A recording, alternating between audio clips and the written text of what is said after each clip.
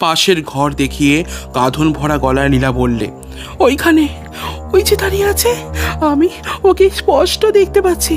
ও পাশের ঘরের দিকে ত্রস্ত চোখে তাকালেন চন্দ্রবাবু। হ্যাঁ, ওখানে সুদীর্ঘ ছায়ার মতন কি একটা দেখা যাচ্ছে বলেই তো বোধ হচ্ছে। তারপর ভালো করে বুঝলেন তার চোখের ভ্রম ওপর থেকে সমুজ্জ্বল আলোর আধার ঝুলছে। ছায়া বা কায়া কোনো কিছুই নেই ওখানে, খালি ঘর। বললেন, তুই ভুল দেখছিস লীলা, ও ঘরে কেউ নেই।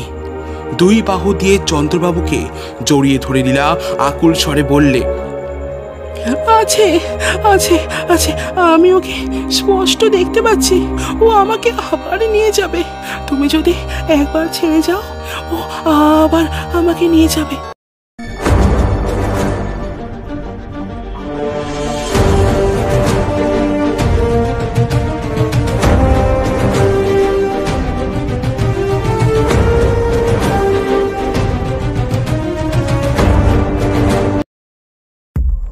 গল্প অ্যান্ড কোং চ্যানেলে আপনাদেরকে স্বাগত। বিভিন্ন স্বাদের গল্প প্রবন্ধ শুনতে আমাদের চ্যানেলটিকে ফলো করুন এবং সাবস্ক্রাইব করে পাশে থাকুন। গল্প অ্যান্ড কোং পুজো স্পেশালের তৃতীয় নিবেদন, হেমেন্দ্র কুমার রায়ের ভৌতিক উপন্যাস মোহনপুরের শ্মশান। আমি যার জীবনের আশ্চর্য কাহিনী বলবো তার নাম হচ্ছে আনন্দমোহন সেন। তাকে আমি চিনি না, চোখে দেখিও নি। খুব সম্ভব তার মৃত্যু হয়েছে আমার জন্মাবার আগেই। আপনারা জিজ্ঞাসা করতে পারেন, এমন একজন লোকের জীবন কাহিনীর সঙ্গে আমি পরিচিত হলাম কেমন করে? আগে এই জিজ্ঞাসারই জবাব দেওয়া উচিত, নইলে আপনারা হয়তো ভাবতে পারেন যে নিজের মন গড়া একটা আজগুবি উপকথা বলে আমি খামোকা আপনাদের পিলে চমকে দেওয়ার চেষ্টা করছি। এই বিংশ শতাব্দীর বৈজ্ঞানিক জগতে আনন্দমোহনের গল্প যে বিশ্বাসযোগ্য হবে না, আমিও অস্বীকার করি না একথা। কিন্তু যে কাহিনী আমি নিজে রচনা করিনি তা সত্য বা মিথ্যা বলে একতরফা ডিক্রি জারি করবারও অধিকার নেই আমার। বিশ্বাস করা এবং না করার সম্বন্ধে আমি আপনাদের সম্পূর্ণ স্বাধীনতা দিতে রাজি আছি। শঙ্কর বসু ছিলেন অধ্যাপক এবং আমার বন্ধু। এবারের পুজোর ছুটিটা তার দেশের বাড়িতে কাটাবার জন্যে আমাকে সঙ্গে নিয়ে গেলেন। তার দেশের বাড়ি ছিল বর্ধমানের দামোদর নদের ধারে। এর আগে আর কখনো আসেনি। বৈঠকখানায় ঢুকেই একখানা বড় তৈলচিত্রের দিকে আমার দৃষ্টি আকৃষ্ট হলো। চিত্রের বিষয়বস্তু এই: চারিধার অন্ধকার, একটি তরুণী তার ঊর্ধ্বস্থিত ডান হাতে সেকেলে লণ্ঠন। তরুণীর দেহের অন্যান্য অংশ অন্ধকারের ভেতরে প্রায় মিলিয়ে গিয়েছে, কেবল ভালো করে দেখা যাচ্ছে তার মুখখানি। অপূর্ব ও জীবন্ত সৌন্দর্যে ভরা সেই মুখ। পটের একপাশে খানিক স্পষ্ট ও খানিক অস্পষ্টভাবে দেখা যাচ্ছে আর এক মূর্তি। সে যুবক এবং তার মুখে চোখে ফুটে উঠেছে বিষম বিস্ময় ও দারুণ আতঙ্ক। সুন্দরীর লণ্ঠনের আলোকে যুবক বোধহয় এমন কোনো ভয়ঙ্কর দৃশ্য দেখতে পেয়েছে, মানুষের বুকের রক্ত যাতে জমে যায় বরফের মতো। অদ্ভুত বিষয়বস্তু। তরুণী কি দেখতে চায় এবং যুবক কেনই বা এত ভয় পেয়েছে, ছবিতে তার কোনো ইঙ্গিতই নেই। শঙ্কর হেসে বললে, হিমাংশু, এরকম রহস্যময় ছবি তুমি বোধহয় আগে কখনো দেখোনি। না, ছবি যে চিত্রকর কি দেখাতে চায় মনে হচ্ছে এইখানে কাল্পনিক ছবি নয়। ছবিতে যে দৃশ্য রয়েছে এই পৃথিবীর ওপর একদিন সত্য সত্যই তার অভিনয় হয়ে গিয়েছে। তোমার অনুমান মিথ্যা নয়। ছবিখানি আঁকা হয়েছে একটি সত্য ঘটনাকে অবলম্বন করে। কি সে ঘটনা? ভয়ঙ্কর। এই ছবিতে ফুটেছে একটি বিগয়ান্ত নাটকের শেষ দৃশ্য। ওই যে তরুণী, ওর নাম লীলা। ওই যে যুবক, ওর নাম আনন্দমোহন সেন। কে ওরা?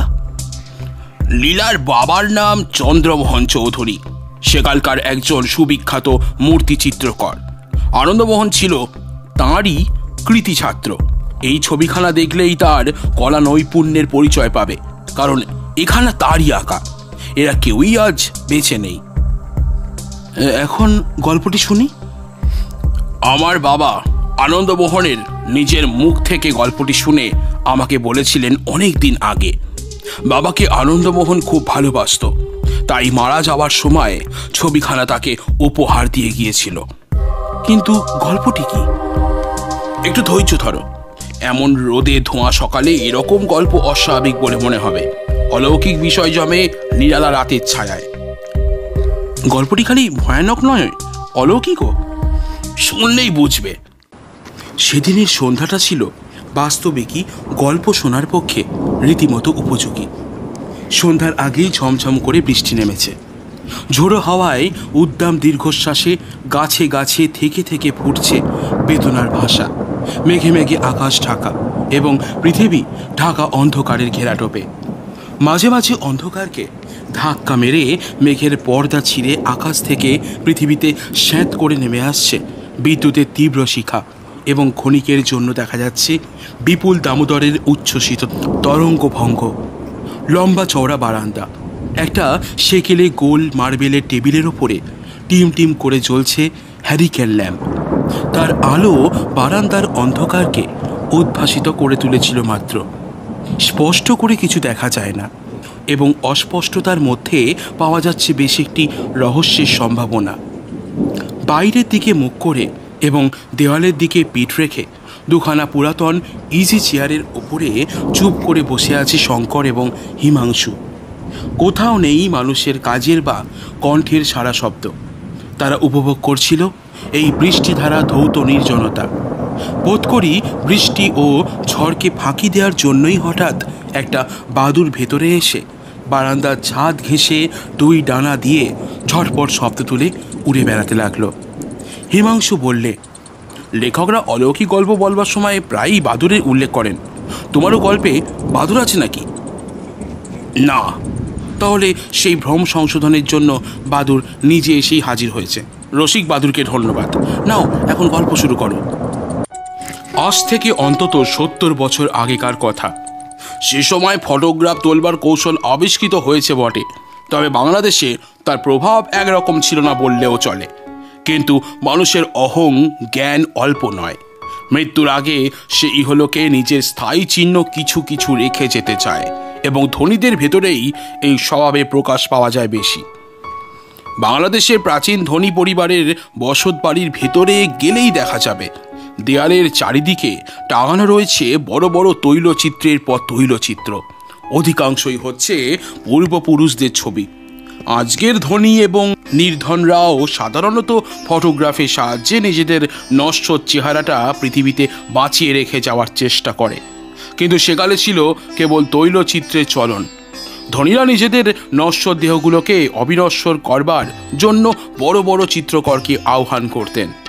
সেকালকার গরিব আর সাধারণ গৃহস্থরা ইচ্ছা থাকলেও এ বিলাসিতাকে প্রশ্রয় দিতে পারত না, কারণ তৈলচিত্র আঁকতে যত টাকা দরকার তত টাকা থাকতো না তাদের পকেটে বা ট্যাকে। চন্দ্রবাবু সেকালকার একজন নামজাদা মূর্তি চিত্রকর ছিলেন। শিল্পী সমাজে তার ছিল ওস্তাদ বলে খ্যাতি এবং ধনী সমাজে তার ছিল অতিশয় সমাদর। নিজেদের খোলস অর্থাৎ বাইরের চেহারাটাকে অমর করবার প্রত্যাশায় সেকালকার অনেক রাজা মহারাজা এবং জমিদার আশ্রয় গ্রহণ করতেন সাগ্রহে। চন্দ্রবাবুর ছাত্রও ছিল অনেকজন। অবসরকালে তিনি তাদের চিত্র সম্বন্ধে শিক্ষা দিতেন এবং ছাত্রদের মধ্যে তার সবচেয়ে প্রিয় ছিল আনন্দমোহন। আনন্দমোহন ছিল যাকে বলে অনাথ। তার বাড়িঘর আত্মীয় স্বজন কিছুই ছিল না, কিন্তু আনন্দমোহনের চিত্রাঙ্কন পটুতা ও মিষ্ট প্রকৃতি দেখে তার প্রতি আকৃষ্ট হয়েছিলেন চন্দ্রবাবু। তাকে তিনি নিজের সংসারে আশ্রয় দিয়েছিলেন বাড়ির ছেলের মতো এবং চন্দ্রবাবুর পক্ষে আনন্দমোহনের মতো একজন বিশ্বস্ত লোকের আবশ্যক ছিল অত্যন্ত। চন্দ্রবাবু ছিলেন চিরকুমার। নিজে আট নিয়ে সর্বদাই এমন মত্ত হয়ে থাকতেন যে পৌর বয়স পর্যন্ত তার স্মরণ পথে উদিত হয়নি মনুষ্য সমাজে বিবাহ বলে কোনো কিছু অনুষ্ঠানের অস্তিত্ব আছে। তার পরলোকগত কনিষ্ঠ ভ্রাতার একটি মেয়ে ছিল, তার নাম লীলা। গৃহস্থালীর সমস্ত কর্তব্য সেই পালন করত, আর গৃহস্থালীর বাইরেকার যা কিছু কাজ তার ভার ছিল আনন্দমোহনের ওপরে। এই দুজনের হাতে সমস্ত ছেড়ে দিয়ে চন্দ্রবাবু নিশ্চিত হয়ে করতেন কলা লক্ষ্মীর সেবা। কলকাতার হট্টগোল চন্দ্রবাবুর মোটেই ভালো লাগতো না, অথচ তার পক্ষে কলকাতার সম্পর্ক না রাখলেই নয়। তাই তিনি বাস করতেন শহরতলির এমন এক জায়গায় যেখানে শহরের কাছাকাছি থেকেও উপভোগ করা যায় পল্লী প্রকৃতির নির্জনতা। হিমাংশু, মনে রেখো, এ হচ্ছে 70 বছর আগেকার কথা। তখন নিজ কলকাতা শহরেও ছিল না ইলেকট্রিক, মোটর, বাস এবং অন্যান্য আধুনিক যুগের লক্ষণ। অনেক রাস্তায় থাকতো মিটমিটে তেলের আলো এবং অনেক রাস্তায় দুই ধারে থাকতো নালা বা খোলা ড্রেন। খোলার ঘর এবং বস্তি দেখা যেত তখন কলকাতার যেখানে সেখানে। আজ কলকাতায় তুমি সরকারি বাগান ছাড়া ছোট বা বড় মাঠ প্রায় খুঁজেই পাবে না, কিন্তু তখনকার দিনে কলকাতার বহু স্থানেই এত মাঠ, ময়দান ও ছোটোখাটো জঙ্গলের মতন জায়গা ছিল যে সেখানে গেলে শহরে বসেই দেখতে পাওয়া যেত পল্লীগ্রামের আংশিক ছবি। সে সময় শহরের অবস্থানই যখন ছিল এই রকম, তখন শহরতলি ছিল যে পল্লীগ্রামের মতোই, এটুকু নিশ্চয়ই আন্দাজ করা তোমার পক্ষে কঠিন হবে না। তখন টালিগঞ্জ প্রভৃতি স্থানে গেলে মনে হতো অরণ্যে এসেছি। এমনই জায়গাতেই ছিল চন্দ্রবাবুর বসতবাড়ি এবং তার চিত্রশালা ছিল সেখান থেকে খানিক দূরে কলকাতার প্রান্ত সীমায়। আসল গল্প শুরু করবার আগে এখানে আর একটি কথা বলে রাখি। লীলার বয়স হয়েছিল 16-17। তখনকার দিনে এত বয়সের কুমারী কন্যার সংখ্যা ছিল খুবই অল্প, কিন্তু চন্দ্রবাবু ছিলেন ইংরেজি মেজাজের লোক। ব্রাহ্ম বা খ্রিস্টান না হলেও বিশ্বাস করতেন যে অল্প বয়সে মেয়ের বিয়ে দেওয়া উচিত নয়। কেবল পরমা সুন্দরী বললেও লীলার রূপের কথা ঠিক মতো বোঝানো যায় না। সে ছিল অদ্ভুত রূপসী, রং, গড়ন, মুখ, চোখ ছিল এমন ধারা যে খুঁজলেও তার জোড়া মিলত না। তার উপরে লীলার প্রকৃতিও ছিল অতি মধুর, অতি নম্র। সুতরাং এমন একটি মেয়ের দিকে যে আনন্দমোহন হবে আকৃষ্ট, এ হচ্ছে খুব সহজ কথা। মনে মনে সে অদূর ভবিষ্যতে লীলাকে নিজের সহধর্মিণী রূপে কল্পনা করত। লীলাও বোধ হয় এটুকু বুঝতে পারত, যদিও আনন্দমোহন কোনোদিনই মুখে প্রকাশ করেনি আপন মনের কথা। আনন্দমোহন ও লীলা ছিল এক জাতিরই লোক, তবু আপাতত লীলার সঙ্গে যে তার বিবাহের প্রসঙ্গ অসম্ভব, এ সত্য আনন্দমোহনের অজানা ছিল না। সে হচ্ছে অনাথ, পরের আশ্রয়ে বাস করে। সে লীলাকে বিয়ে করতে চাইলে চন্দ্রবাবু হয় খাপ্পা হয়ে উঠবেন, নয় হেসেই উড়িয়ে দেবেন এমন অদ্ভুত প্রস্তাব। অতএব নিজেকে যথাসম্ভব তাড়াতাড়ি তৈরি করে তোলবার চেষ্টা করছিল আনন্দমোহন। চন্দ্রবাবু নিজেই মত প্রকাশ করেছেন, তার শিক্ষা প্রায় সম্পূর্ণ হয়ে এসছে। অল্প দিনের মধ্যেই স্বাধীনভাবেই সে চিত্র ব্যবসায় অবলম্বন করতে পারবে। স্বাধীন হওয়ার অর্থই হচ্ছে অর্থ উপার্জন করবার ক্ষমতা। ধনী সমাজে আনন্দমোহনের যদি পসার হয়, তাহলে তার হাতে লীলাকে সমর্পণ করতে চন্দ্রবাবু নিশ্চয়ই আপত্তি হবে না। আনন্দমোহন দিনের পর দিন গুনছিল সেই আশাতেই। তখন সন্ধ্যা হয়, অন্যান্য ছাত্ররা বিদায় নিয়েছে। চিত্রশালার মধ্যে কাজ করছে আনন্দমোহন একাকী। একখানি বড় ঘর, দোতলার ওপরে এখানে সেখানে দেয়ালের ওপর রয়েছে অনেকগুলো ছোট বড় সম্পূর্ণ বা অসম্পূর্ণ ছবি, সবই তৈলচিত্র। তখনকার দিনে শিক্ষিত বাঙালি চিত্রকররা সাধারণত জলীয় রং বা ওয়াটার কালার ব্যবহার করতেন না। জলীয় রং ব্যবহার করত যারা, শিক্ষিতরা অবজ্ঞা করে তাদের ডাকতেন পটুয়া বলে। বাংলাদেশের আধুনিক শিক্ষিত সমাজে জলীয় রঙের প্রাধান্য স্থাপন করেন সর্বপ্রথমে শিল্পাচার্য অবনীন্দ্রনাথ। তাড়াতাড়ি স্বাধীন হওয়ার জন্যে আনন্দমোহন পরিশ্রম করত প্রায় দিবারাত্রব্যাপী। অন্যান্য ছাত্ররা ছুটি নিয়ে চলে যাওয়ার পরও সে অনেকক্ষণ ধরে চিত্রশালায় রং আর তুলি নিয়ে নিযুক্ত হয়ে থাকত। কোনো খেয়ালি ক্রেতার ফরমাসে সে আঁকছিল একখানা অদ্ভুত ছবি, নরকের দৃশ্য।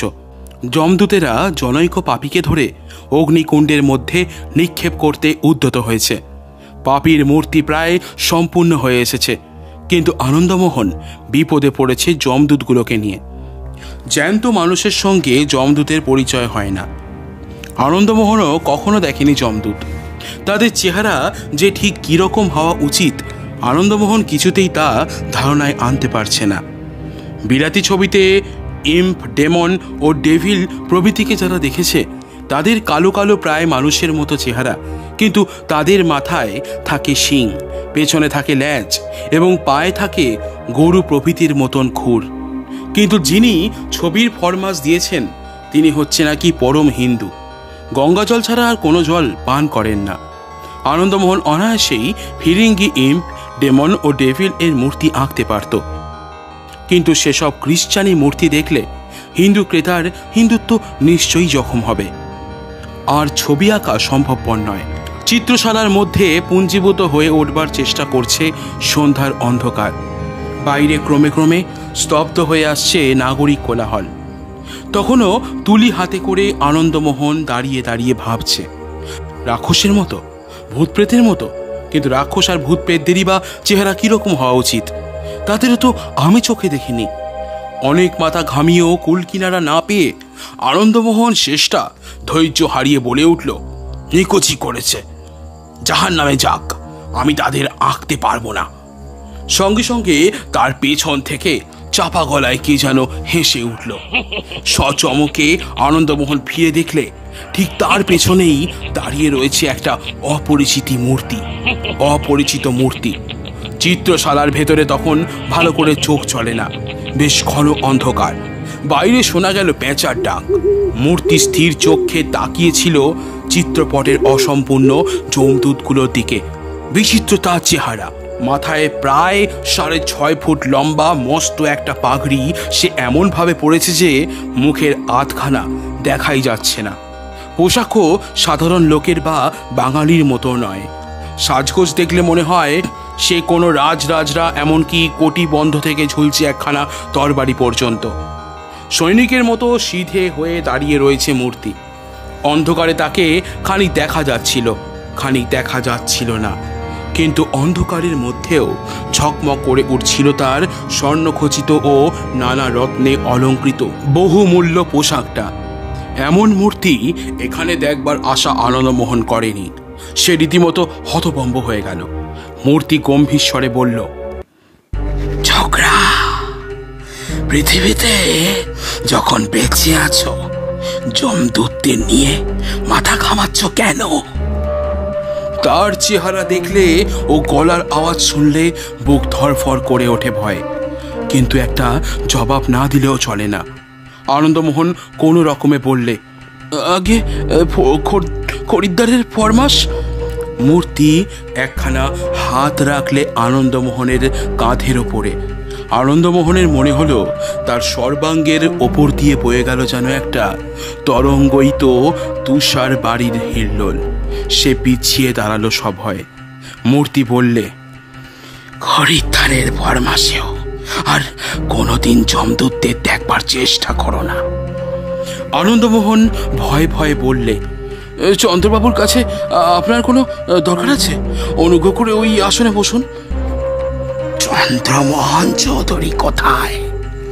আগে তিনি কাজে বেরিয়ে গিয়েছেন, ফিরতে রাত হবে।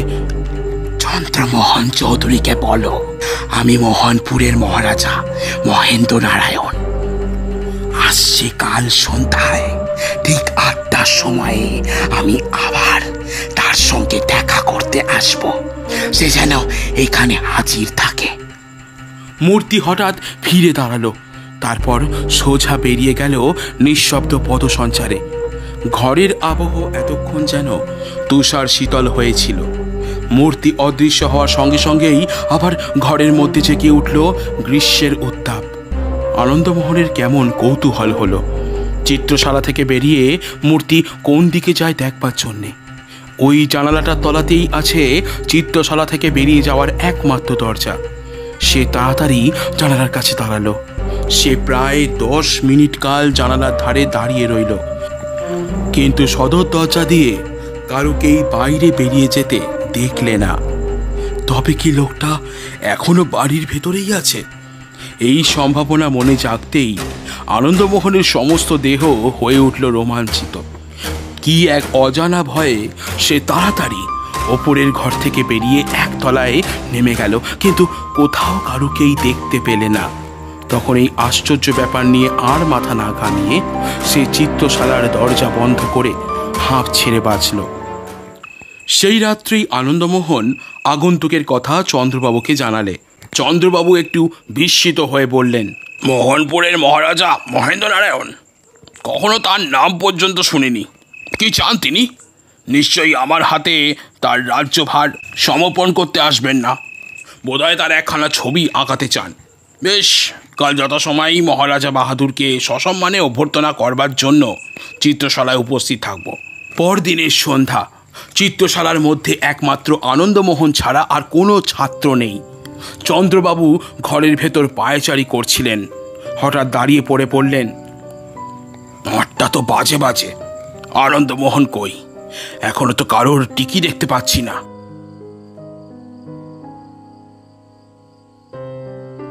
আগে তিনি ঠিক 8টার সময় আসবেন। কি নাম বলছিল? মোহনপুরের মহারাজা মহেন্দ্রনারায়ণ? আগে হ্যাঁ। দেখতে কিরকম? দেখলেই মনে হয় সম্ভ্রান্ত ব্যক্তি। বয়স কত? বলা শক্ত স্যার, তবে এইটুকু বলতে পারি বয়সে তিনি যুবক নন। ঘড়ির দিকে তাকিয়ে চন্দ্রবাবু বললেন, 8টা বাজতে আর 1 মিনিট বাকি, এখনো মহারাজা বাহাদুরের দেখা নেই। আনন্দমোহন, আমি কিন্তু 8টা বাজলেই চলে যাব, আমার অনেক কাজ। মহারাজা বাহাদুর যদি তারপরেও আসেন, তুমি তার সঙ্গে কথাবার্তা কয়ো। জীবনে রাজা মহারাজা দেখেছি প্রায় 2 ডজন। কোনো মহারাজার জন্যই আমি এখানে ধর্ণা দিয়ে বসে থাকতে রাজি নই। মহারাজাদের চেয়ে আমি মহাশয়দের বেশি পছন্দ করি। ঘড়িতে ঢং ঢং করে 8টা বাজল। একতলা থেকে দোতলায় উঠবার কাঠের সিঁড়ির ওপরে শোনা গেল না কারুর শব্দ, কিন্তু ঘরের দরজার সামনে দেখা গেল মোহনপুরের মহারাজা মহেন্দ্রনারায়ণের মূর্তি। মহেন্দ্রনারায়ণের মূর্তির ভেতর দিয়ে প্রকাশ পাচ্ছিল এমন একটা আশ্চর্য ব্যক্তিত্বের ভাব যে চন্দ্রবাবু তাড়াতাড়ি মাথা হেঁট করে তাকে প্রণাম না করে পারলেন না। মহেন্দ্রনারায়ণ ঘরের ভেতরে এসে দাঁড়ালেন। চন্দ্রবাবু তাড়াতাড়ি একখানা চেয়ার টেনে এগিয়ে নিয়ে বললেন, ওকে বসতে আজ্ঞা হোক। মহেন্দ্রনারায়ণ সেদিকে ভ্রুক্ষেপ করলেনও না, দাঁড়িয়ে রইলেন। চন্দ্রবাবু বললেন, আপনি কি মোহনপুরের মহারাজা বাহাদুর? শুনলুম আমার সঙ্গে মহারাজা বাহাদুরের কোনো দরকার আছে। প্রশ্নের জবাব না দিয়ে মহেন্দ্রনারায়ণ হাত তুলে আনন্দমোহনকে দেখিয়ে বললেন, তোমার ও লোকটি কি বিশ্বস্ত? আগে হ্যাঁ, অত্যন্ত। পরিচ্ছদের ভেতর থেকে একটি ছোট বাক্স বার করে মহেন্দ্রনারায়ণ বললেন, এই বাক্সটা নিয়ে ওকে কাছাকাছি কোনো জহুরির কাছে যেতে বলো, ও যাচাই করে আসুক এই বাক্সের ভেতরে যা আছে তার দাম কত। বাক্সটি নিয়ে আনন্দমোহন বেরিয়ে গেল। জহুরির বাড়ি যেতে তার বেশিক্ষণ লাগলো না। পরিচিত জহুরি। আনন্দমোহন বললে, বাক্সটা খুলে দেখুন। বাক্সের ভেতর ছিল নানা রকম রত্নখচিত অলঙ্কার।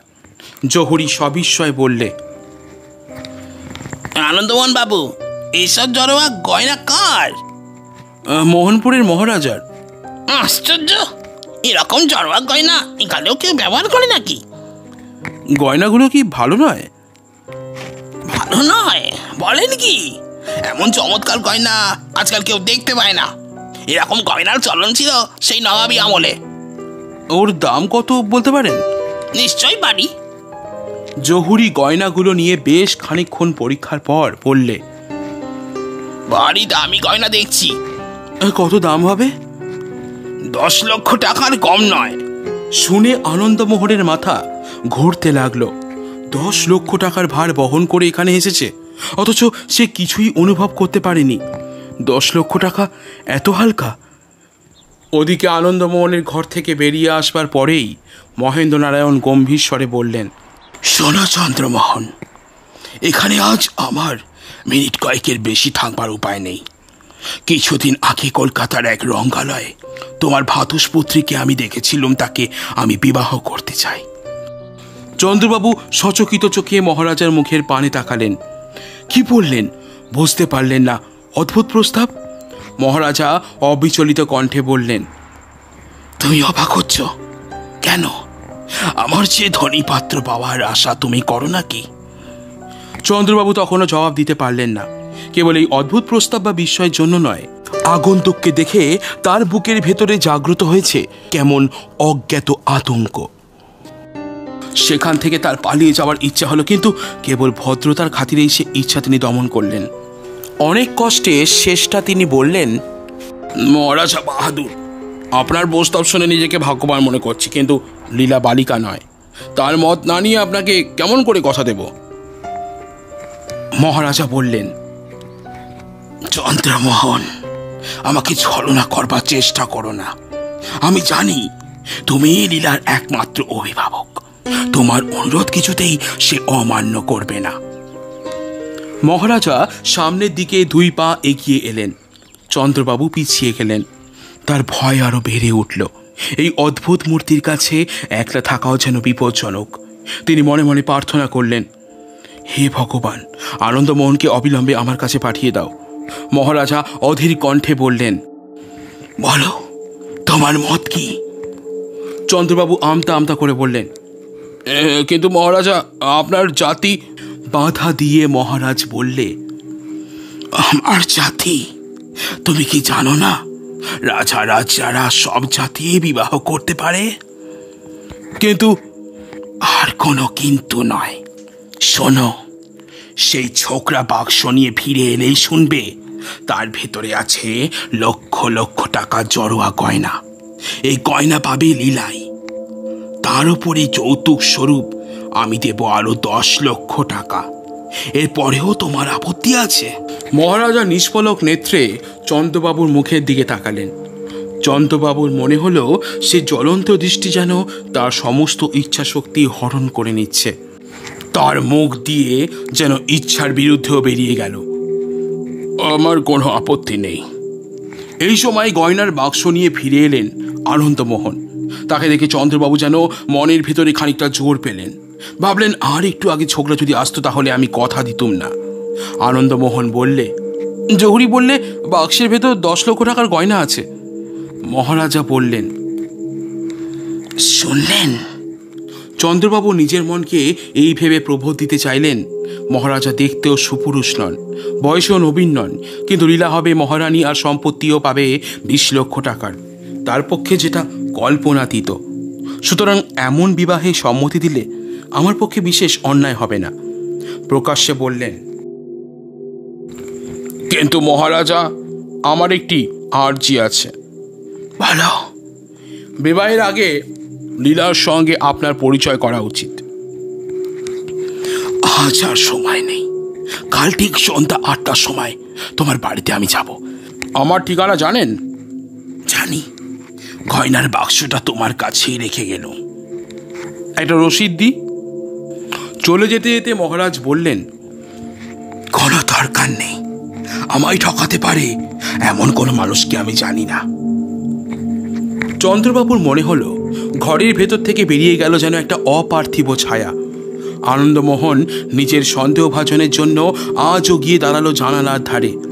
আজও মহারাজা বাহাদুরকে সদর দরজা দিয়ে বাইরে বেরোতে দেখল না। ব্যাপারটা বড়ই আশ্চর্য, বড়ই অদ্ভুত, বড়ই ভয়াবহ। কিন্তু মুখে সে কিছুই প্রকাশ করলে না। আর এসব কথা নিয়ে আলোচনা করবার মতো মনের অবস্থাও ছিল না তার। সে বুঝলে তার সুখের মেঘে আগুন লাগতে আর দেরি নেই। যাকে কেন্দ্র করে তার ভবিষ্যতের সমস্ত আশা আকাঙ্ক্ষা বিকশিত হয়ে উঠেছিল, এইবার সেই দেবীকে বিসর্জন দিতে হবে অশ্রু জলে। তবু সে স্বার্থপর হতে চায় না। লীলা যদি সুখী হয়, হোক সে মোহনপুরের মহারানী। পরের দিন সন্ধ্যা 8টার কিছু আগে চন্দ্রবাবু অতিথি সৎকারের জন্যে আহার্যের আয়োজন করেছিলেন প্রচুর। ডিমের পরোটা, লুচি, পোলাও, মাংস, 3 রকম মাছ, 3 রকম নিরামিষ তরকারি, রুই মাছের ডিমের চাটনি, ইলিশ মাছের ডিম ভাজা, সন্দেশ, রসগোল্লা, দই, রাবড়ি ও ছানার পায়েস প্রভৃতি। লীলা নিজের হাতে সারাদিন ধরে এইসব রেঁধেছে। যদিও এখনও সে জানে না যে অতিথি আসছেন তার সঙ্গে তার ভবিষ্যতের সম্পর্ক কী। আনন্দমোহনও তার কাছে কোনো কথা ভাঙেনি। নিজের দুঃখ সে পুষে রেখেছে নিজের মনের ভেতরেই। বোধহয় তার মুখেও মনের ছায়া পড়েছিল কিছু কিছু, কারণ লীলা মাঝে মাঝে প্রশ্ন করেছে, আনন্দমোহন বাবু, আপনার মুখ আজ শুকনো দেখাচ্ছে কেন? আনন্দমোহন সহাস্যে লীলার প্রশ্ন উড়িয়ে দিয়েছে এই বলে, শরীরটা আজ তেমন ভালো নেই। বাজলো 8টা। সঙ্গে সঙ্গে বৈঠকখানার দরজার সামনে দেখা গেল মহারাজা মহেন্দ্র নারায়ণ বাহাদুরকে। চন্দ্রবাবুর বুকের কাছটা ধক করে উঠল।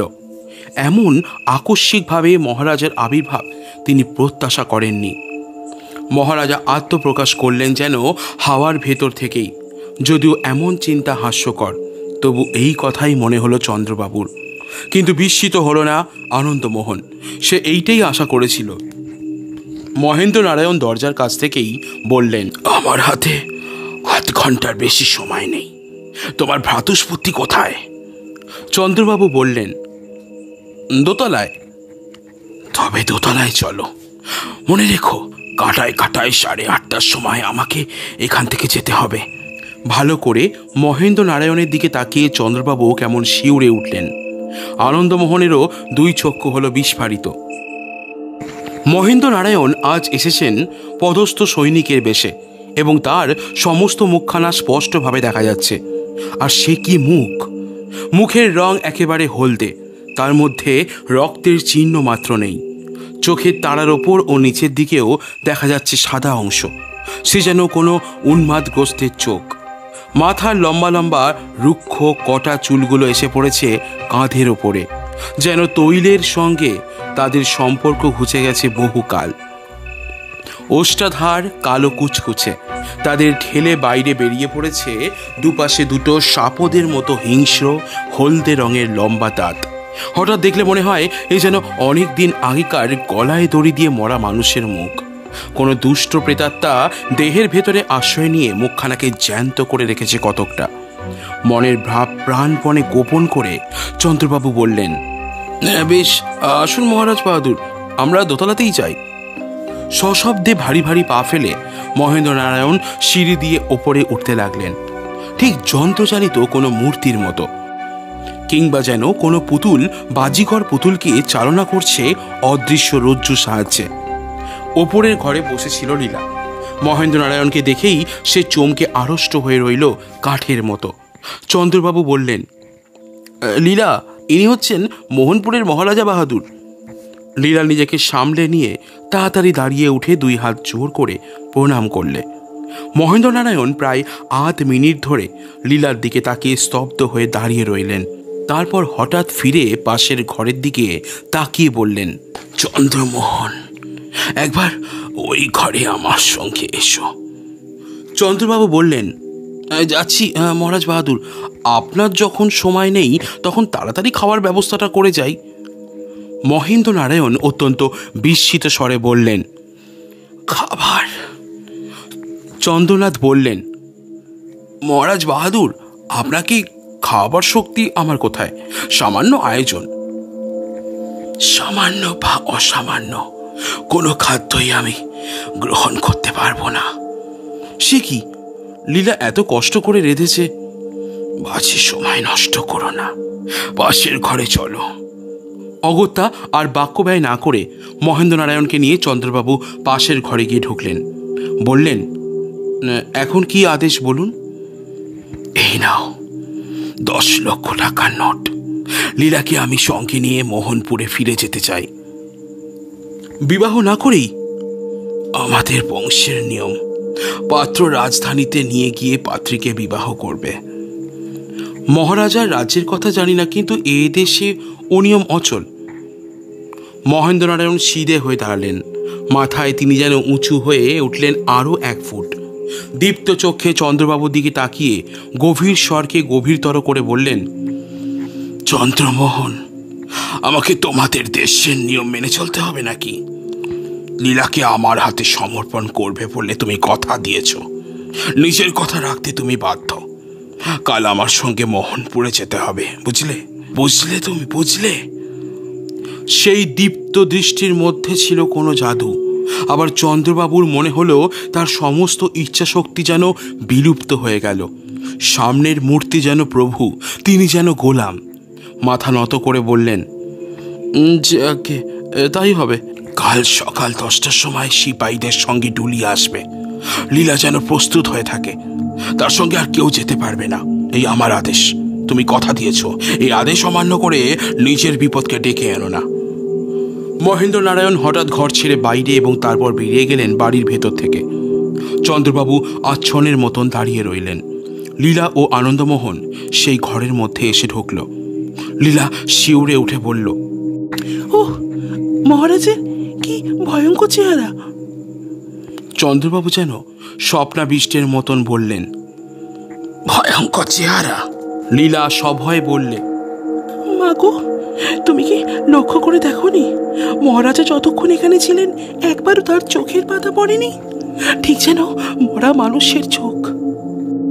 আনন্দমোহন বললে, আমি আর একটা ব্যাপার লক্ষ্য করেছি। শ্বাস প্রশ্বাসের জন্যে জ্যান্ত মানুষের বুক ওঠে আর নামে, কিন্তু মহারাজের বুক ছিল একেবারে স্থির, ঠিক যেন মরা মানুষের বুক। চন্দ্রবাবু বললে, তোমরা ভুল দেখেছ, মরা মানুষ কখনো চলে ফেরে, কথা কয়। লীলা বললে, সে কথা সত্যি, কিন্তু আমি যদি একটি রাজ্য পাই তাহলে তোমার মহারাজা বাহাদুরকে আবার চোখে দেখতে রাজি হব না। চন্দ্রবাবু শান্ত স্বরে বললেন, আমি বললেও রাজি হবি না? লীলা আদর করে দুই হাতে তার গলা জড়িয়ে বললে, তুমি বললে সব পারি। পারিস তো? হ্যাঁ জ্যাঠামশাই। তাহলে শুনে রাখ, ওই মহারাজা বাহাদুরের সঙ্গেই তোর বিয়ে হবে, আমি কথা দিয়েছি। লীলা দারুণ বিস্ময় চমকে উঠল। চন্দ্রবাবু আবার বললেন, কাল সকালে 10টার সময় তোকে মোহনপুরে নিয়ে যাওয়ার জন্যে মহারাজের লোকজন আসবে, সঙ্গে আমরা কেউ থাকবো না, তোর বিয়ে হবে মোহনপুরেই। তার মনে হলো কেউ যেন জোর করে তাকে বাধ্য করলে এই কথাগুলো উচ্চারণ করতে। লীলা চেয়ে রইল বিস্ফারিত চক্ষে। চন্দ্রবাবু আবার বললেন, মহারাজা বাহাদুর তোর জন্য 20 লক্ষ টাকা সম্পত্তি আমার হাতে দিয়ে গিয়েছেন। লীলা কিছু বললে না, কেবল মাথা করলে নত। লীলা মোহনপুরে চলে গিয়েছে। তার অভাবে সমস্ত বাড়িখানা ঠেকছে ফাঁকা ফাঁকা। চন্দ্রবাবুর আর কিছু ভালো লাগে না, নিজেকে তার অপরাধী বলে মনে হয়। একজন অজানা, কেবল অজানা নয়, প্রাচীন বয়সী এবং ভয়াবহ রূপে কুৎসিত বিদেশির হাতে টাকার লোভে এমন করে লীলাকে সমর্পণ করা তার পক্ষে উচিত হয়নি কিছুতেই। না জানে তিনি লীলার চোখে হীন হয়ে পড়েছেন কতখানি। কিন্তু লীলা তো জানে না, তার কোনো উপায় ছিল না। মহেন্দ্রনারায়ণ নিশ্চয়ই মায়াবী। সে যখনই এসেছে তখনই কি মন্ত্রগুণে তাকে বশ করে ফেলেছে। তার সামনে তিনি হারিয়ে ফেলতেন নিজের সমস্ত নিজস্বতা। তার হাতে লীলাকে তিনি তুলে দিয়েছেন নিজের সম্পূর্ণ অজ্ঞাতসারেই। লীলার সঙ্গে দেখা হলে এই সত্যটাই তাকে বুঝিয়ে দিতে হবে। আনন্দমোহনও যে মনমরা হয়ে আছে সে কথা বলাই বাহুল্য। চন্দ্রবাবুর বাড়িতেও সে খুব অল্পক্ষণই থাকে। চিত্রশালায় গিয়ে দিনের অধিকাংশ সময়ই সেই কাজকর্মের মধ্যে ডুবে থেকে ভোলবার চেষ্টা করে লীলার অভাব।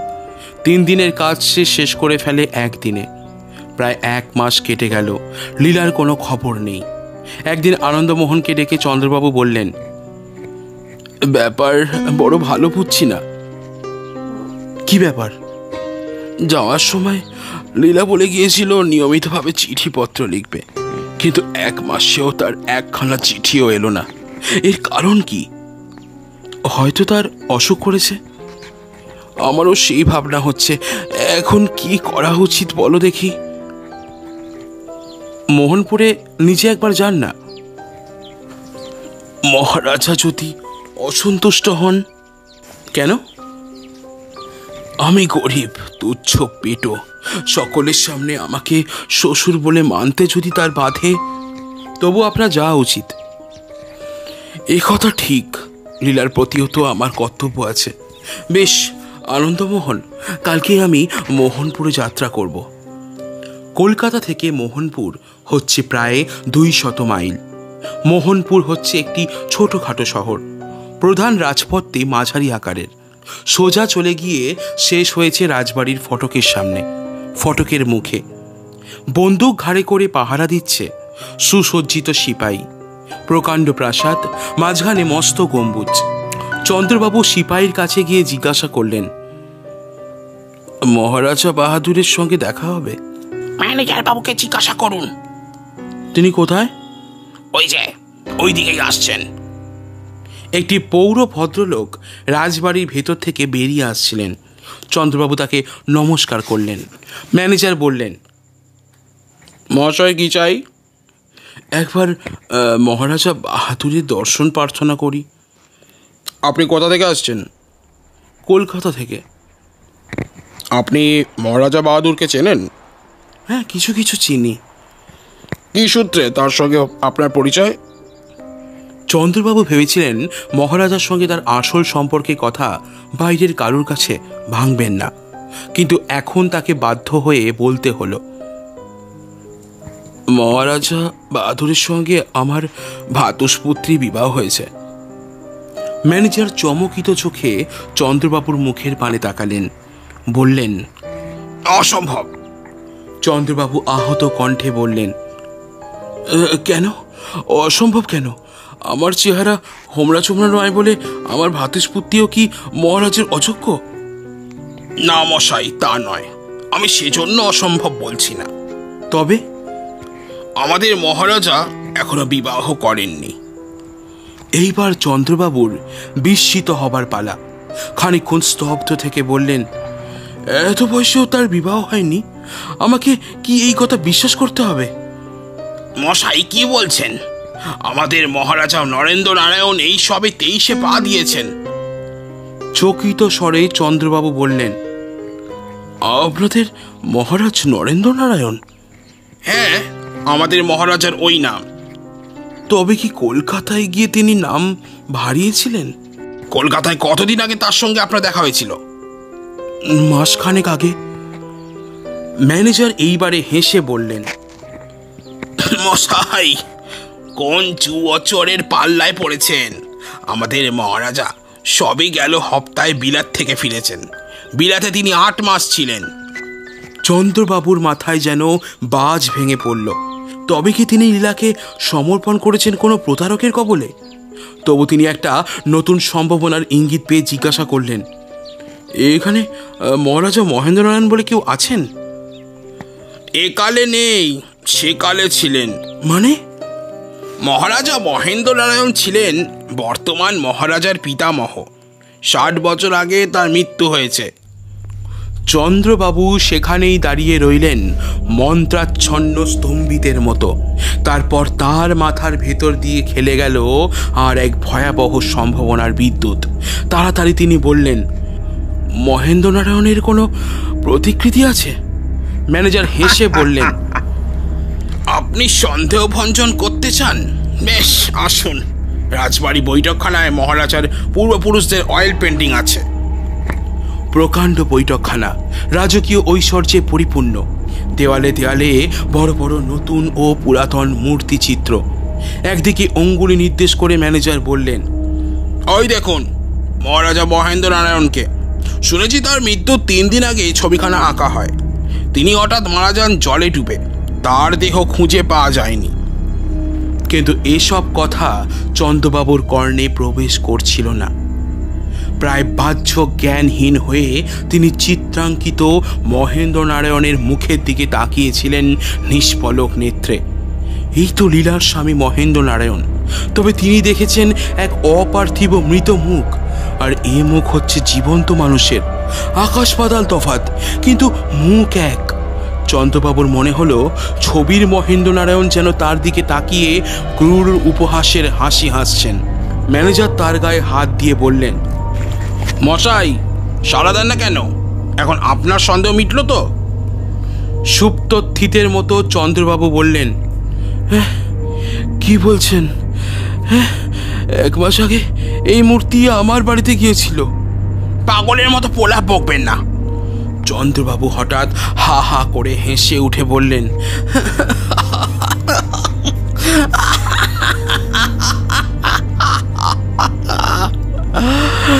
পাগল এখনো হয়নি, এইবারে হব। বলতে বলতে তিনি অবশ হয়ে বসে পড়লেন গৃহতলে। রাত 9টার সময় চন্দ্রবাবু শেষ আহার করতেন।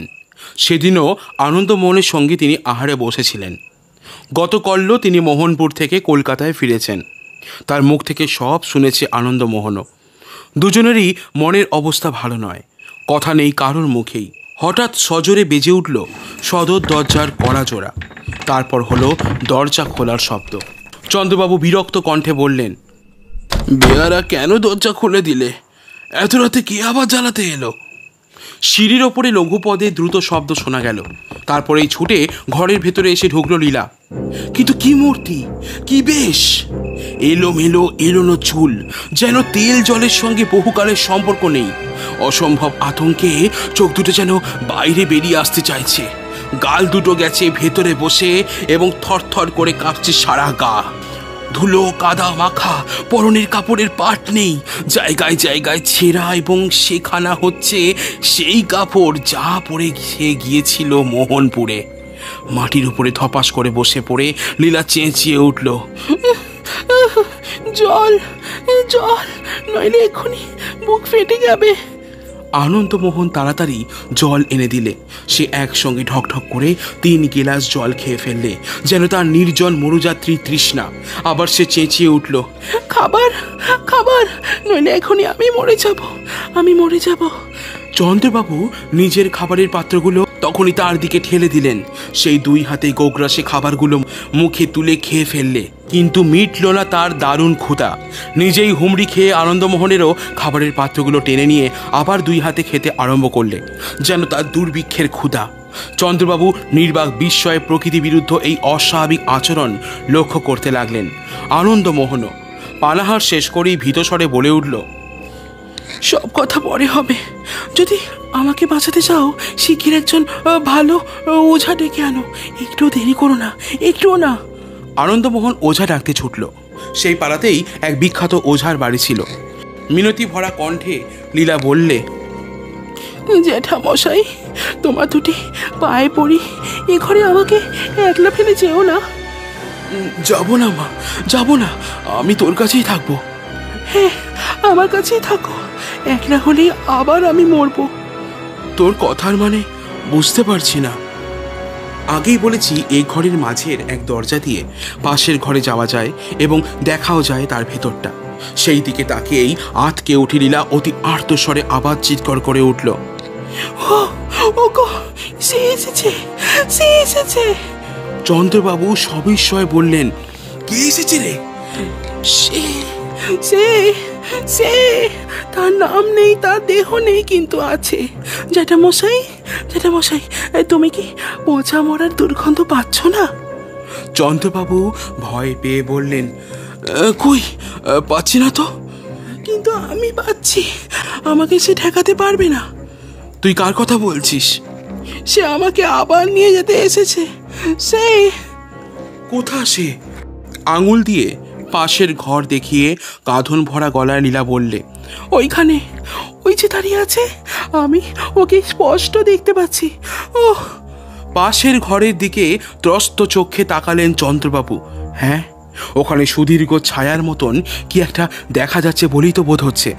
তারপর ভালো করে বুঝলেন তার চোখের ভ্রম, ওপর থেকে সমুজ্জ্বল আলোর আধার ঝুলছে। ছায়া বা কায়া কোনো কিছুই নেই ওখানে, খালি ঘর। বললেন, তুই ভুল দেখছিস লীলা, ও ঘরে কেউ নেই।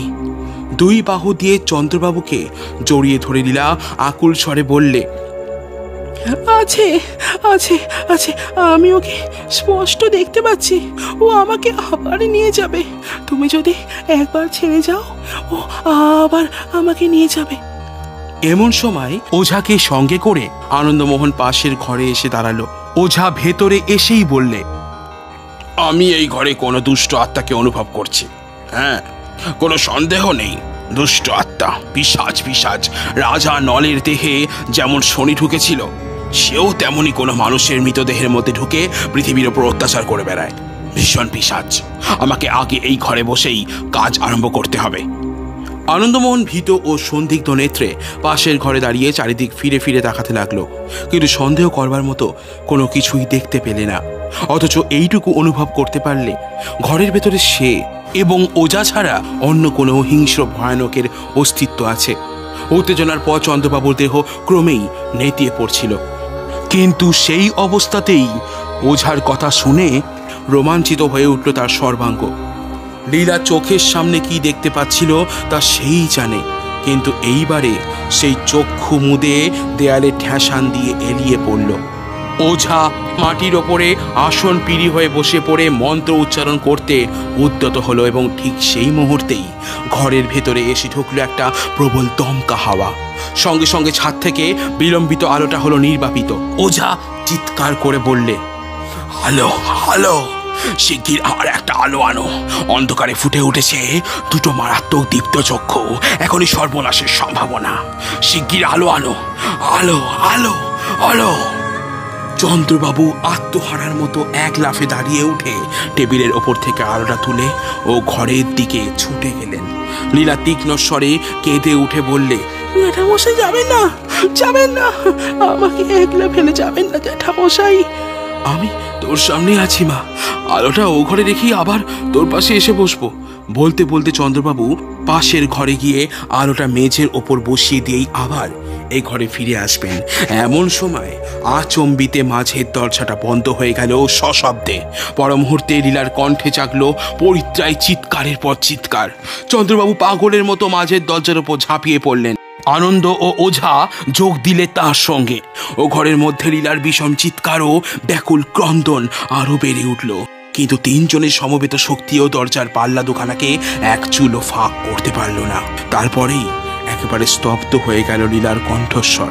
ও ঘরের বারান্দার দিকেই একটা দরজা খোলার শব্দ হলো এবং তারপরই অকস্মাৎ খুলে গেল মাঝের ঘরের বন্ধ দরজাটা। যারা প্রাণপণে দরজা ঠেলছিল তারা সকলেই টাল সামলাতে না পেরে খোলা দরজার ভেতর গিয়ে ও ঘরে মেঝের ওপর পড়ে গেল হুমড়ি খেয়ে। আলো এনে দেখা গেল ঘরের মধ্যে কেউ নেই। আনন্দ বারান্দায় যাওয়ার খোলা দরজা দিয়ে ছুটে গেল বাইরে। সেদিন উঠেছিল প্রতিপদের চাঁদ, চারদিক করছে ধপ ধপ। বারান্দার তলাতেই একটা ছোট রাস্তা, তারপরই একটা পুষ্করিণী। সেই ভাঙা ঘাটের সামনে পুষ্করিণীর খানিকটা জল ঘুরছিল চক্রের পর চক্র দিয়ে, যেন এইমাত্র সেখানে কোনো ভারী জিনিস পড়েছে কিংবা কেউ ঝাঁপ খেয়ে অতলে তলিয়ে গিয়েছে। তারপর কেটে গিয়েছে 12 বৎসর, অর্থাৎ এক যুগ।